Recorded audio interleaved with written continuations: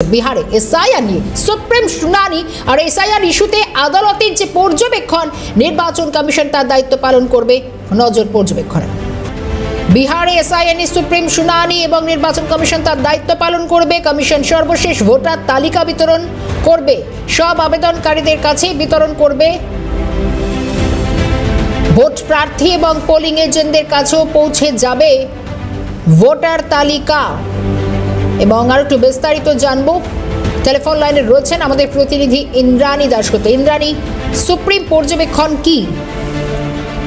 বিচারপতি সূর্যকান্ত এবং জয়মাল্য বাগচির বেঞ্চে আজকে বিহার এসআইআর মামলার শেষ শুনানি হয় এবং শুনানিতে বিচারপতিদের যে পর্যবেক্ষণ উঠে এসেছে সেখানে পরিষ্কার যে প্রত্যেক আবেদনকারীর কাছে বিহারের যে সংশোধিত এবং সর্বশেষ ভোটার তালিকা সেটা পাঠাতে হবে।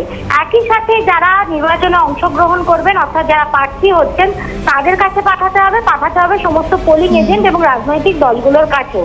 পরিষ্কারভাবে জানিয়ে দিয়েছেন বিচারপতিরা স্বচ্ছতা বজায় রাখতে হবে এবং নির্বাচন কমিশন তাদের নিজেদের দায়িত্ব জানে এবং সেই দায়িত্ব অনুযায়ী তারা কাজ করবেন, এটাই আশা করেছেন বিচারপতিরা। তোমাকে জানিয়ে রাখবো, বিহারে এসআইআর ঘোষণা হওয়ার সময় থেকেই কিন্তু এই মামলা চলছে নির্বাচন কমিশনের বিরুদ্ধে। সুপ্রিম কোর্টে একাধিকবার শুনানি হয়েছে এবং সর্বশেষ আজকে যে শুনানি হলো সেখানে সুপ্রিম কোর্টের এই পর্যবেক্ষণ যে সর্বশেষ যে সংশোধিত ভোটার তালিকা সেটা প্রার্থীদের কাছে, পোলিং এজেন্টদের কাছে, প্রত্যেকটি রাজনৈতিক দলের কাছে এবং আবেদনকারী অর্থাৎ যারা আবেদন করবেন এই ভোটার তালিকার জন্য তাদের কাছে পাঠাতে হবে। ইন্দ্রাণী, এক্ষেত্রে দাঁড়িয়ে কারণ সুপ্রিম পর্যবেক্ষণ যা উঠে এসে তাতে কমিশনের ওপরে কি কোথাও আস্থা রাখা হচ্ছে? কারণ সুপ্রিম পর্যবেক্ষণে পরিষ্কার কোর্ট বলছে যে এখনো কোনো সন্দেহ নেই যে কমিশন তারা তাদের নিজেদের দায়িত্ব ঠিকঠাক পালন করে, তারপরে আরো এক প্রকার কমিশনের ওপরেই আস্থা রাখতে হলো। একেবারে দেখো, নির্বাচন পদ্ধতি এইটা সম্পূর্ণটাই নির্বাচন কমিশনই পরিচালনা করে এবং নির্বাচন কমিশন একটা স্বায়ত্তশাসিত সংস্থা, সরকারের অধীন নয়। জাতীয় নির্বাচন কমিশন বা নির্বাচন কমিশনগুলি, রাজ্যের যে নির্বাচন কমিশনগুলি আছে সেগুলো এরা জানে আমাদের যে সংবিধান সেখানে পরিষ্কারভাবে এদের সাংগঠনিক কাঠামো এবং এরা কি কি করবে কি কি করবে না সেটা পরিষ্কারভাবে লেখা রয়েছে।